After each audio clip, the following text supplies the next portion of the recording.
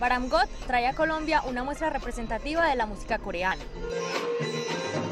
El ensamble de instrumentos tradicionales de Corea está conformado por 5 músicos bajo la dirección del maestro Won Il, reconocido por su versatilidad musical en colaboraciones con grandes leyendas del jazz y en ambientaciones para teatro, danza y cine. Baramgot está en Medellín para presentarse el 9 y el 10 de septiembre en el Teatro Metropolitano.